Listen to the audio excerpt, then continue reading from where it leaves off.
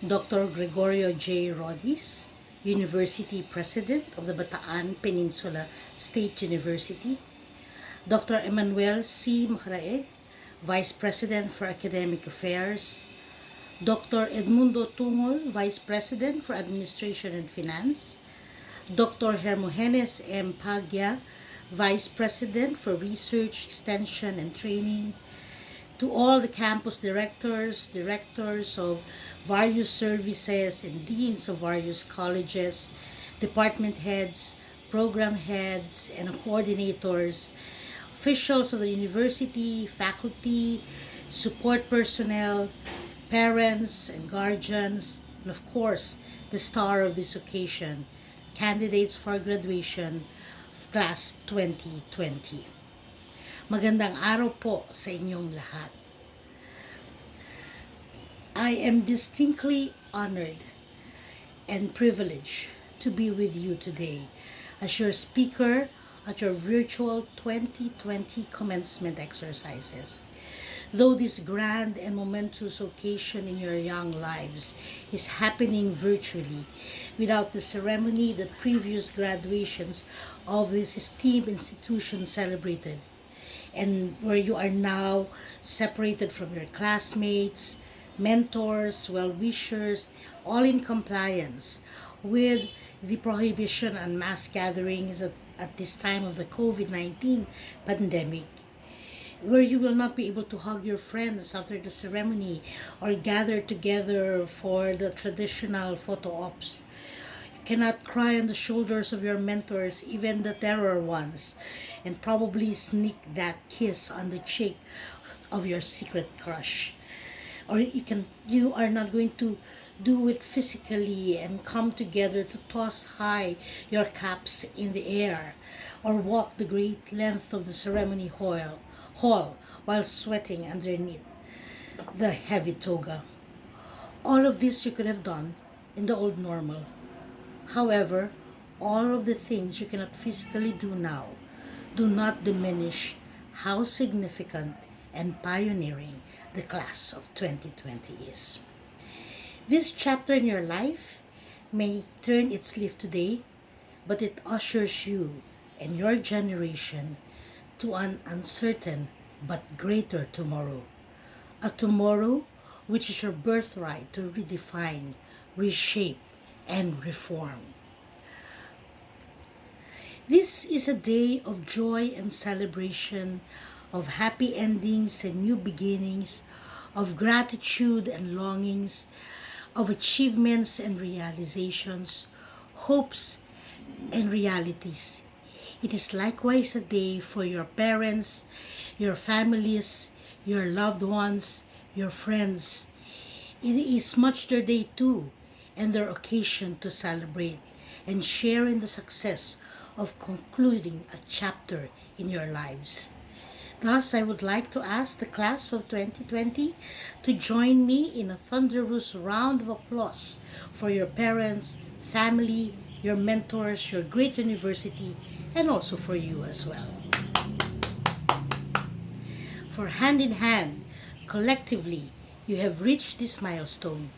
Yes, probably without the ceremonial pomp, but with everyone rejoicing with you via FB Live, greeters wishing you well via Twitter, and the whole world hopeful that your generation can make this world a much better, safer, cleaner, healthier, and peaceful place than how you have found it, and much better than how we will leave it to you. And this is my prediction and hope for the BPSU class of 2020. You are going far. You are future-proof, adaptive, and resilient. You are far. Future-proof. You are privileged indeed to be a scholar ng bayan, a graduate of an outstanding state university, the Bataan Peninsula State University. BPSU is home to scholars, theories, and practitioners in various fields of human endeavors. It never rests lengthily upon a certain comfort zone, but rather continuously contemplates to re-engineer or reinvent itself.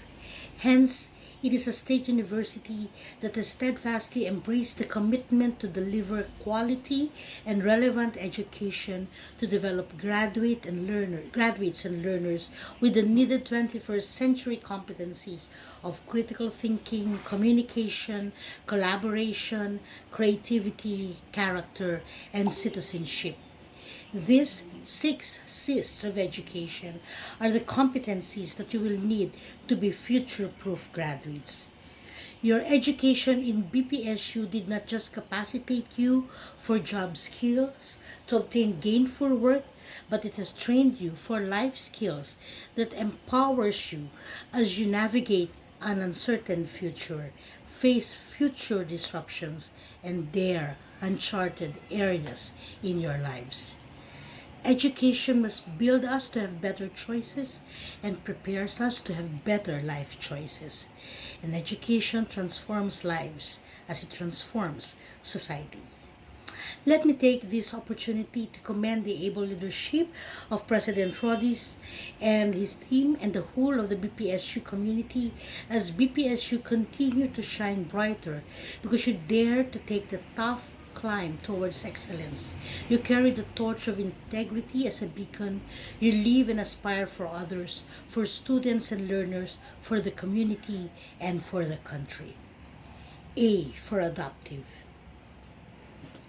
Let me tell you a little about myself to emphasize on the point of being adoptive.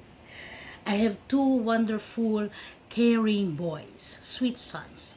One is a millennial, born in 1995.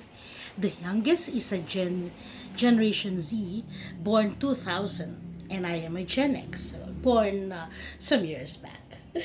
My millennial is a professional e-gamer. My youngest is studying to be an animation artist, two professions that are probably reflective of the 21st century careers. It may not be the traditional professional careers of my generation, but it was what they wanted to do, how they want to live their lives. And who am I to argue with my son's passion and vision? When I was their age, I didn't know what I wanted. I took a liberal arts program in the University of the Philippines, Manila, because my parents said I have to be in UP. But my real passion was acting in the performing arts. I wanted to be a star.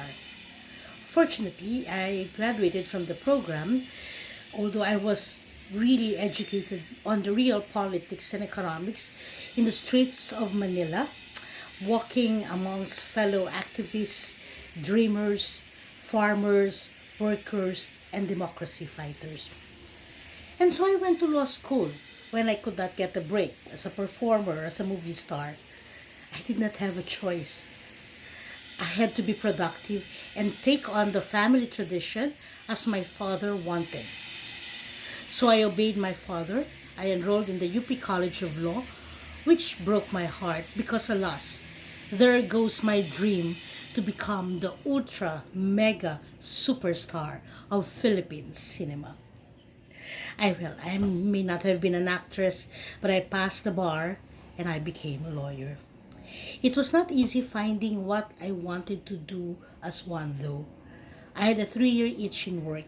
I get bored easily after 3 years, so I move on to find another job, another undertaking. But it was all doing lawyer work in all jobs that I had until I got to CHED. My first stint was, of course, in the legal office, and I was starting to get bored already, even if I became OIC Director of Legal.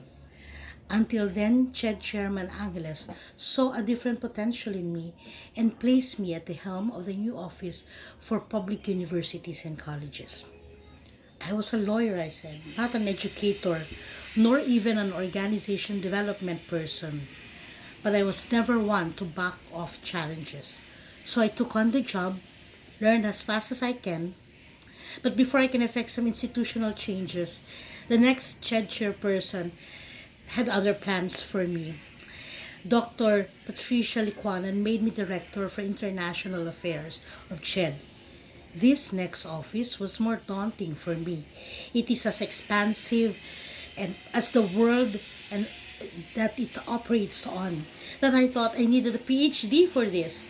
But again, I had to learn fast, and I was ready to admit what I did not know and learn from the best in the universities and other government agencies and from the international network. I accepted my own limitations. I embraced uncertainty and failures as much as I leveraged on my successes and constant beginnings. I was flexible to learn new skills and unlearn the ones I was trained on, and then again, relearn the new sets of learnings. I focus on myself while empowering others because I am not in this challenge alone. I am part of a community of similar minded, passionate individuals coming together as a team towards the internationalization of Philippine higher education.